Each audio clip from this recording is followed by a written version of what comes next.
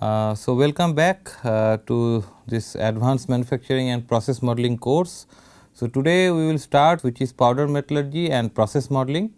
So, we will discuss about different powder processing techniques. We will also discuss about how to manufacture metal and ceramic powders, what are the pros and cons of different powder processing techniques, powder manufacturing techniques, and also we will discuss about some advanced powder metallurgy processing routes such as injection molding, and also we will discuss about the die design and the mechanics involved in it. So, with this let us start for today's class. So, as I told you, this is the powder metallurgy and process modeling module. So, what is powder metallurgy? So, powder metallurgy can be defined as the art and science of producing metal or ceramic powders. So, here it will be ceramic as well, ceramic powders, okay, and utilizing them to make serviceable objects, or it can also be defined as the material processing technique used to consolidate particulate matter, that is powders of both metals and non-metals. And also it can be defined as a process where a solid metal, alloy or ceramic in the form of a mass of dry particles is converted into an engineering component of predetermined shape and possessing properties which allow it to be used in most cases without further processing. So, this is very important part of powder processing technique. So, powder metallurgy, the core of powder metallurgy is depending on this aspect. So, basically in powder metallurgy we can go for developing if not completely net shape, then at least near net shape parts.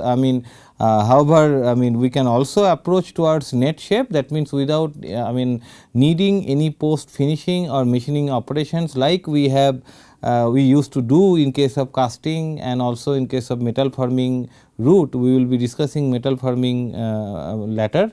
So, however, so all other manufacturing processes, the components or parts developed, they demand for post processing to reach to the final dimensional attributes.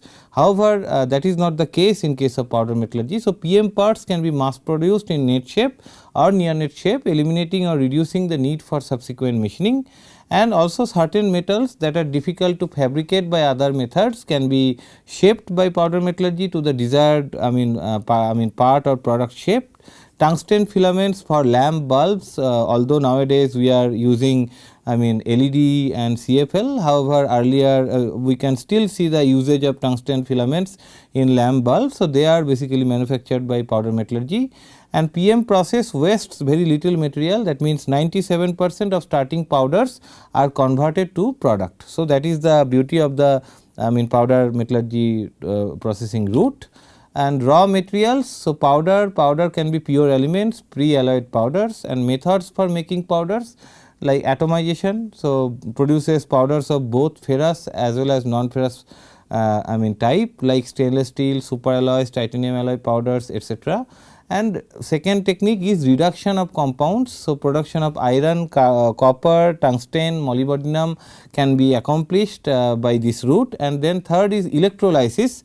So, this route can be utilized to make copper, iron and silver powders. So, powders along with additives are mixed using mixer. So, why additive? So, why we use additives with powder? So, basically we have to mix additive with powder to make it flowable, otherwise these are like discrete particles in space, right. So, it will be very difficult to let them flow within a mold cavity to assume a desired shape of the desired part geometry or the component geometry. So, additive serve both the purposes. So, number one, it can facilitate achieving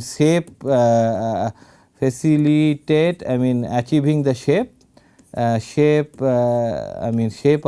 shaping the desired component, desired part, and that is number one functionality, and number two functionality that it can serve as a lubricant. So, basically we are developing the parts or components within a die cavity.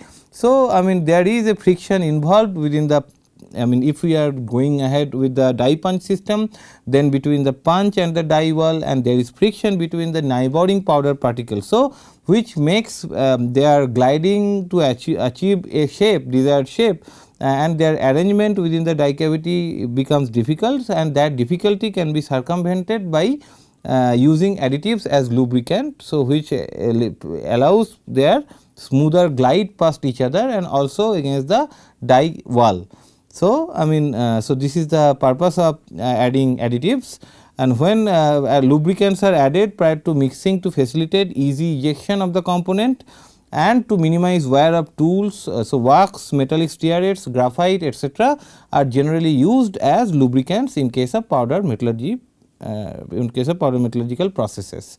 Okay. And powder characterization. So, how do we characterize powder particles? Based on the size of the particles, based on flow attributes, density and compressibility tests.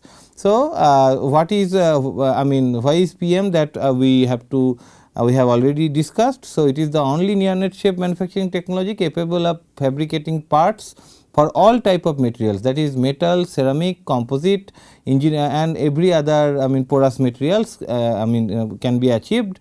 So, we can get another beauty of the powder metallurgy route is that we can get net shape parts which can be both dense or it can be porous as well. Based on the requirement we can achieve both these kind of parts out of powder metallurgy technique. So, why powder metallurgy? It is a near net shape processing technique. It provides better microstructural control. It can provide, like I told, porous materials, dense materials. It can provide oxide dispersion, strengthened alloys and charmettes.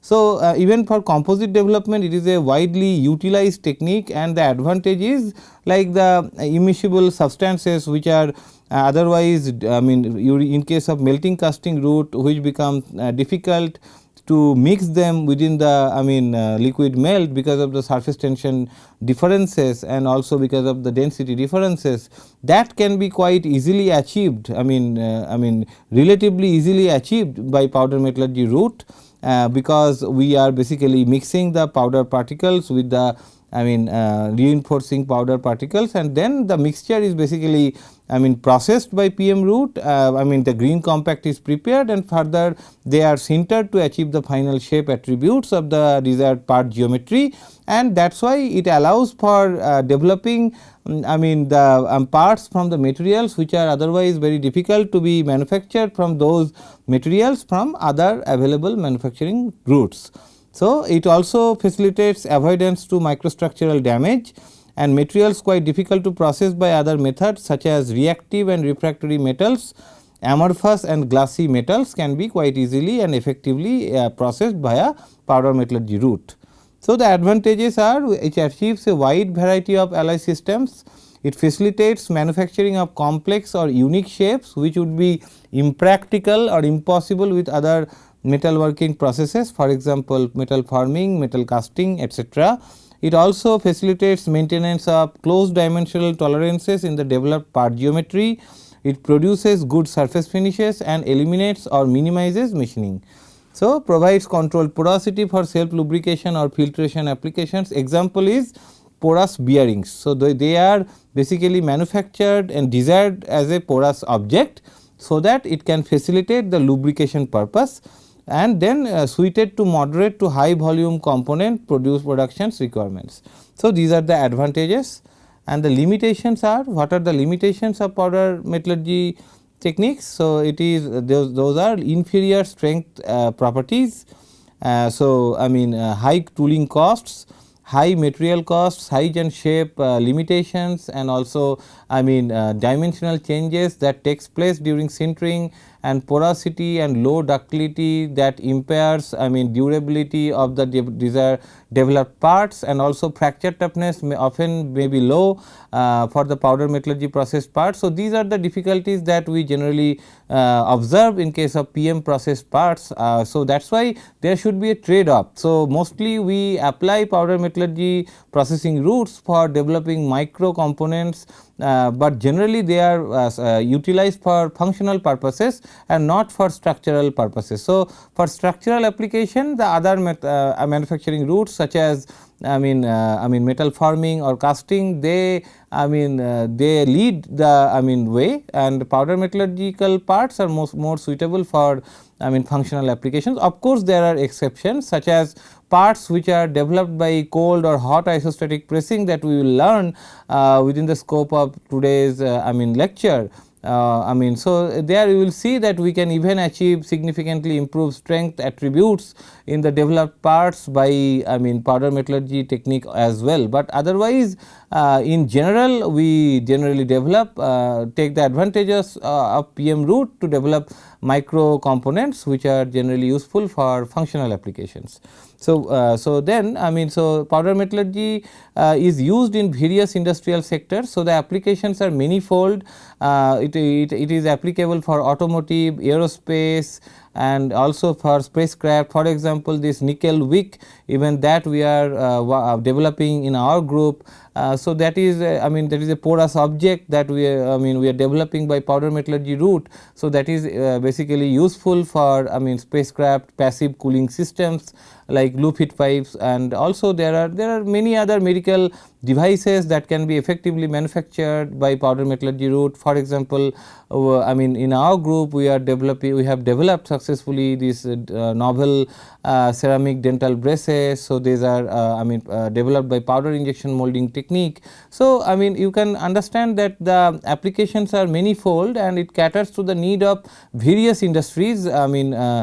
So cutting across the boundaries of different disciplines and fields, and it also useful for as a abrasive cutting tool and polishing powders, resisting heating elements, safe memory alloys, high temperature intermetallic compounds, electrodes for electrolysis of corrosive media, and powders for ceramic processing, thin film and coating, so on and so forth.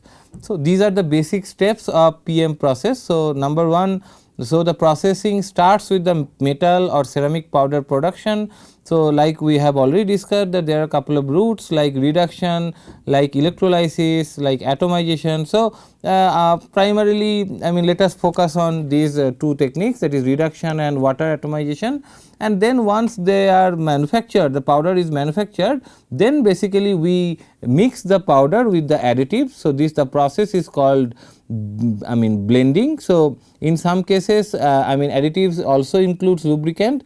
However, there are some certain additives which are not serving the purpose of lubricant. So in that case lubricants are added separately. So why then the additives are added? So there can be multiple reasons for addition of additives.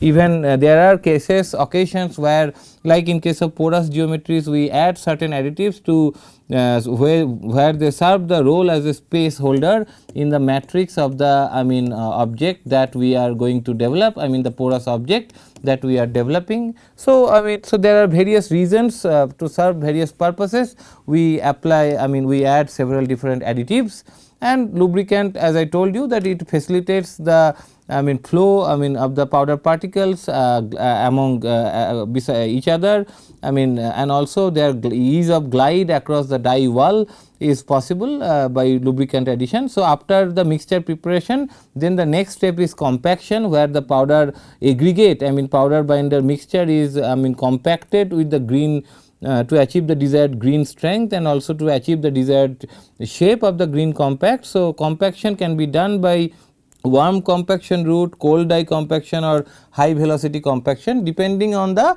green strength is on demand. So also like there are occasions where when we are going to achieve our goal is to achieve a dense part, that means we need to achieve as much density we can. So in that case, to maximize the sintering density, first we need to maximize the green density of the powder aggregate compact. So that is why we need to go for appropriate compaction route, and once the green compact is ready, and then the sacrificial additives are removed, and then after removal of the sacrificial additives, which are mostly polymers, we basically adopt the sintering route, and to promote the diffusion driven densification of the powder particles, and thereby we to achieve the desired shape attributes of the final part geometry.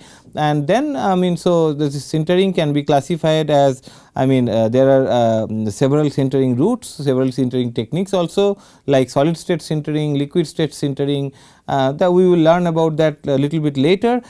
So, post sintering there can be secondary operations like sizing, coining, heat treatment, machining and others, again on case to case basis, like for example, when we are developing the PM processed part for those materials which are otherwise difficult to manufacture by other manufacturing routes. So, then our goal is to use it for structural application. So, in those occasions we basically try to develop a billet or preform, and then we machine down and we do the heat treatment to achieve the actual part dimensions that we are intended to develop.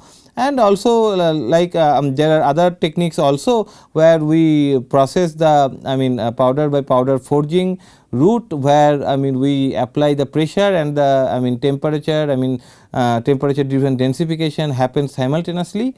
So, post powder forging there are techniques like annealing, machining, heat treatment, grinding, etc. Is applied over the powder part, powder processed, powder metallurgy processed part to achieve the final desired properties and attributes, dimensional details in the finished part. So, so the steps involved in powder processing, as I told you that there are several techniques to develop produce the metal or ceramic powder at the first place.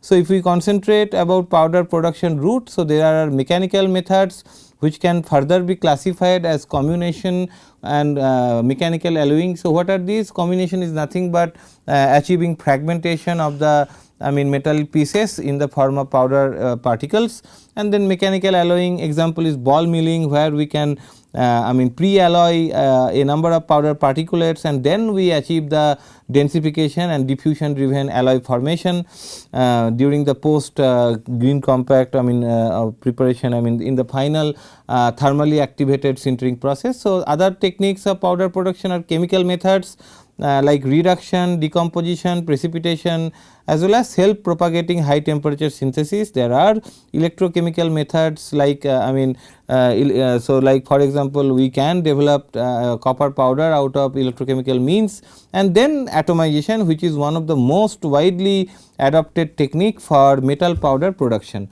So, nowadays there is the boom of additive manufacturing. So, when we are talking about laser based additive manufacturing, which is also a advanced version of powder metallurgy. So, there also we often need the spheroid shaped powders. So, so it is the appropriate atomization route which serves the key to achieve the spheroid shaped powders for success of the both powder metallurgical processes, conventional PM processes such as tap powder sintering or injection molding, and also in case of additive based processes where we deal with the metal powders and then we cure them by the appropriate heat source, mostly laser. So, there if the starting powders are not spherical in dimension, then we cannot achieve the desired density and also the mechanical properties in the developed AM processed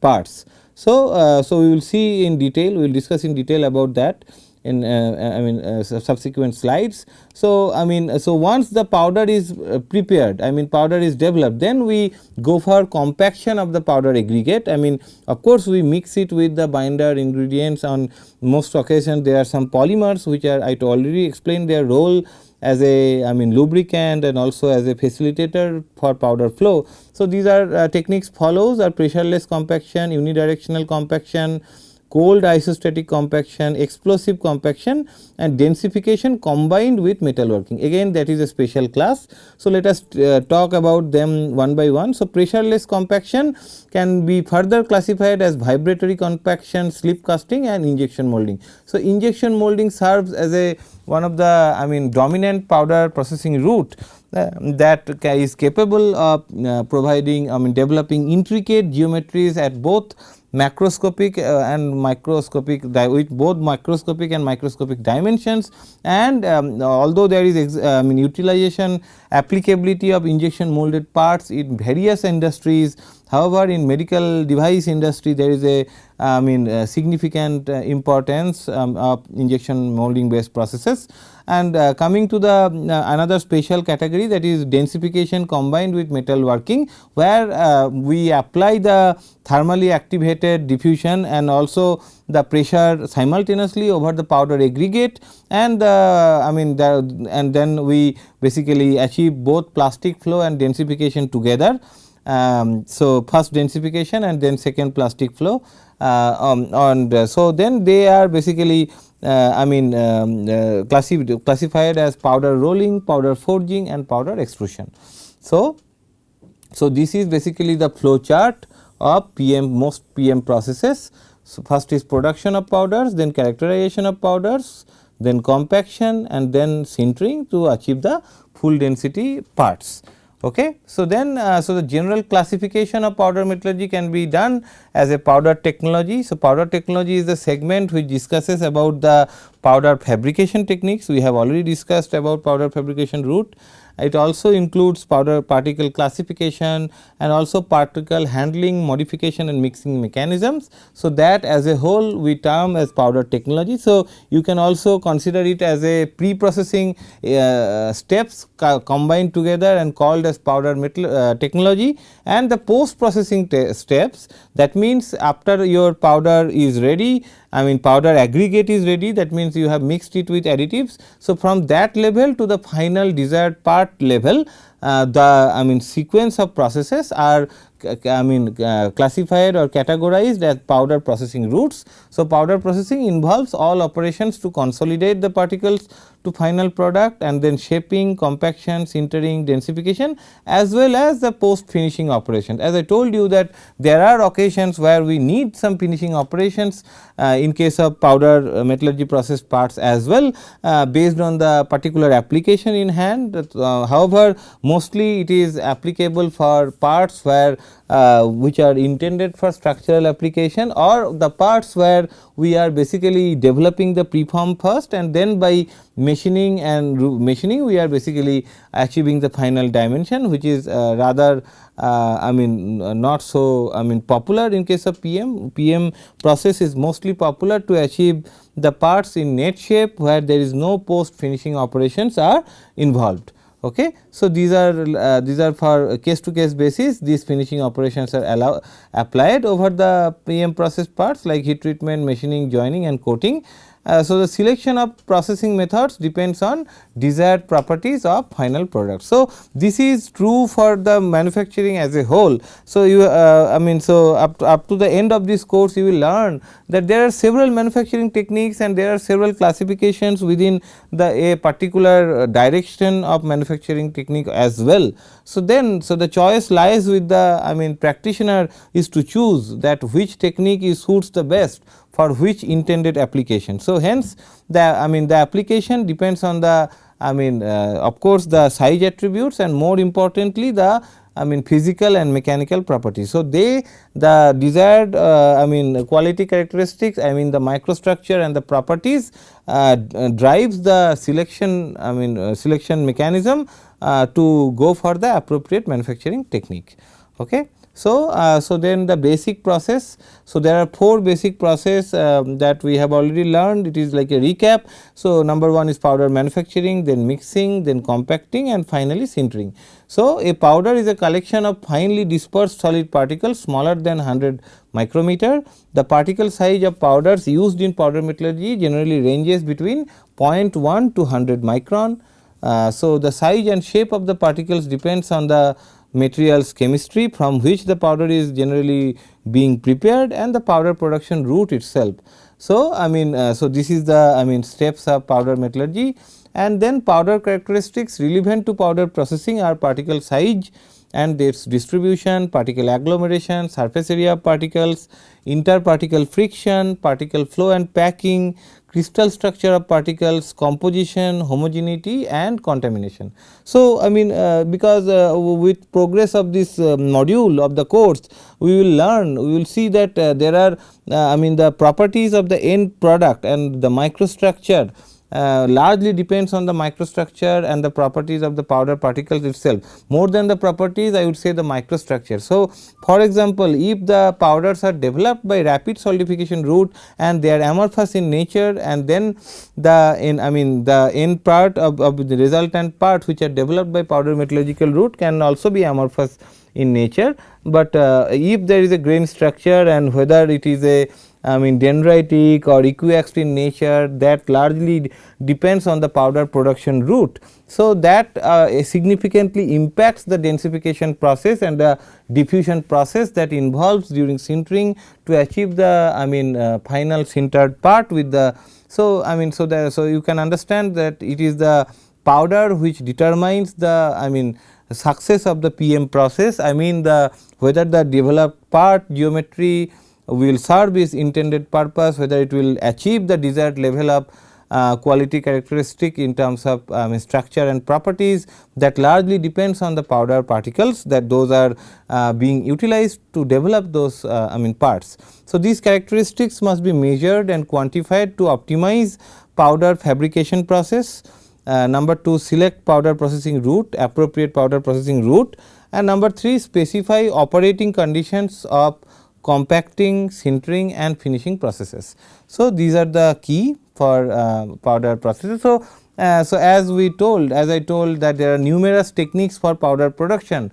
So, because of different techniques and different materials involved, there can be several particle shapes we can achieve in case of powder preparation. So, most fabricated particles have complicated shapes. So, particle size and shape influence packing, flow and compressibility of the powder aggregate, and then characteristic dimensions of the particle depends on the shape of the particle. So, we often assume to a characteristics dimension or shape, so that we can define the shape attributes or dimensional attributes of the powder particle. So, so the powder particles can be spherical, angular, rounded, teardrop, cubic. So, all those shapes shown over here are possible, and that largely gets determined by the powder manufacturing technique. So, one thing is important here. So, if we are talking about irregular powder particle shapes, so then we can say that we can get grain density can be higher. Because it facilitates higher interlocking, so that is why grain density can be higher. So, but that does not mean that we can achieve the desired properties in the sintered part, because this irregular powder particle shape can cause porosity during sintering assisted densification, and it can become extremely difficult to feed to the pores, and thereby it can finally decrease the sintering density and also weaken the part, because the pores are the can serve as the possible failure initiation points in the developed sintered part, and from there when it is subjected to the practical loading conditions, it can fail more or less catastrophically. So, that is why for it is more recommended to go for spherical powders, although the grain density is bit lesser, but end of sintering we can achieve higher density and properties than the irregular powder particles. And so, another thing is, in case of irregular powder particles, so we can, if there are more porosities, and then the driving force for sintering will be higher. So, that means the sintering can be done at a faster pace in case of irregular particles, compared to that we can achieve in case of spherical particles. But even then, although the sintering rate can be faster, but the end result, the properties because of the porosity can be poor compared to spherical powder particles. So, we will learn, and we have discussed briefly earlier, but we will learn in detail about several potential atomization techniques that we generally utilize in industrial parlance to develop spherical powder particles. Okay. So, what are the characteristics dimensions of the particles? So, particles can be sphere, it can be flake. So, in case of sphere we generally talk about characteristic dimension in terms of diameter. In case of flake we take the help of both diameter and width. In case of rounded irregular we take the help of both width as well as height, as well as median chord length, and also in case of irregular. So, irregular we generally assume a sphere of equivalent volume of the irregular powder particle, and then based on that we define the characteristic dimensions. So, so several metrics are used to describe particle size. So, they are based on characteristic length of projected particle. So, so you can see, so this is basically the projected height of this irregular shaped powder particle, projected width, and also the maximum chord length. So, this is a characteristic length of the dimensions of the projected particle, diameter of and there another route is by depicting the powder particle shape by the diameter of an equivalent sphere of the same. So, in that case there can be also different approaches, like the diameter can be evaluated by projected area. So, then we call it as projected equivalent diameter, projected area equivalent diameter, and we define it as dA.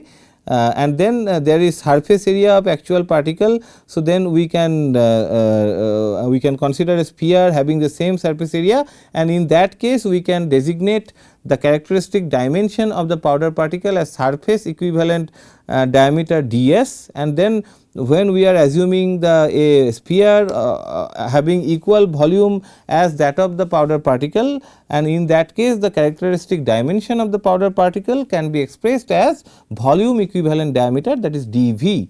So, what is surface area equivalent diameter? So, as we know that we can express the surface area of a sphere as 4 pi r square. So, is equal to, you can say this is the area. So, then what is r square? So, it is equal to a by 4 pi. So, basically we are trying to determine the diameter. So, d by 2 whole square, that means d square by 4 is equal to a by 4 pi. So, we can so a by pi is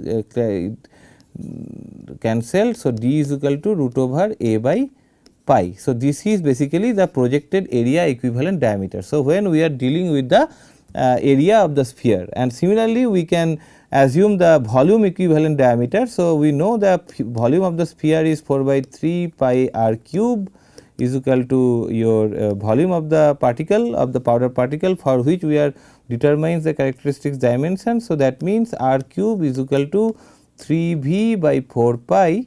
So, that means r is equal to d by 2. So, d cube by 8 is equal to 3 v by 4 pi. So, that means we are getting, so then d cube is equal to 6 v by pi. So, that means d is equal to root over 6 v by pi root 3 of. So, then this is what we can achieve the volume equivalent diameter. So, this is how we can approximate the shape of a irregular powder particle, and this is how we can classify, give the characteristic dimension, and then particle size. So, most common descriptors of particle size, particle shape are main particle features, shape factor and aspect ratio. So, the shape factor, so this is the concept of shape factor, is defined as the particle surface area divided by the surface area of the same volume. So, the shape factor for a spherical particle is unity, because we are dividing the particle surface area by the surface area of the same volume sphere. So, that is why in case of a spherical particle it is unity, and greater than 1 for other shapes. Okay. So, it is used to calculate specific surface area S, area per unit mass. So, so meter square per kg. So, so S is equal to 6 k by pi dV rho dV. So, the aspect ratio is described in terms of linear dimensions of projected particle, that means median, chord length, width, etc., equivalent diameters of projected particle. So, whatever we have learned earlier. So, the aspect ratio can be described by any of the two means. Okay. So, the variation of particle size in a powder is described by a distribution function, and so this is what is shown over here. So, in the x axis you can see the particle size of the powder, and y axis you can see the cumulative percentage, and also so in the below image you can see in the bar graph. So, x axis there is particle size, and then the weight percent of that particular particle size powder in the powder mixture. So, from there we can, so it is like a Gaussian distribution that we can see over here. So, from here we can identify the mean powder particle size which is having the highest weight percentage in the powder I mean mixture powder mixture that we are basically using for the product the desired part preparation. So, the key parameters in the distribution function are a mean particle size and a standard deviation. So, these two parameters are determined from measured amount of all particle size in the powder. Okay. So, the types of particle distribution can be so you can see the frequency versus log size. If you plot, then the distribution can be Gaussian, it can be monodisperse, that you can see that there is not much variability in powder particle size. That means, there is only one kind of powder particle size which is having the maximum weight percentage, the highest frequency. So, this is kind of a ideal powder particle distribution. However, it is very difficult to achieve or to manufacture by the available powder manufacturing technique. So, we mostly satisfy ourselves with the Gaussian distribution of powder particles. So, of course, there are other shapes, other distributions which are like polydisperse, and also so there are distributions which are you can see like this. So, which is gradually increasing. So, however, there is another interesting distribution is bimodal. So, this is also quite very common in case of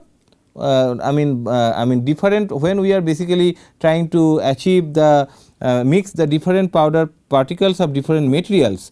So, then of course, they have a different manufacturing technique of, even if they have a same manufacturing technique, they have the different powder particle size and shape. So, that is why their distribution also will be different, and then when we are mixing it, then often we end up getting bimodal distribution. A typical example of this can be ZDA, like zirconia toughened alumina, where we generally vary alumina between 80 to 90%. So, 80 to 90%, and zirconia, that is ZrO2, we generally vary between 10 to 20%. So, you can see that if we are mixing two different powders, then there will be a bimodal distribution of powder particles.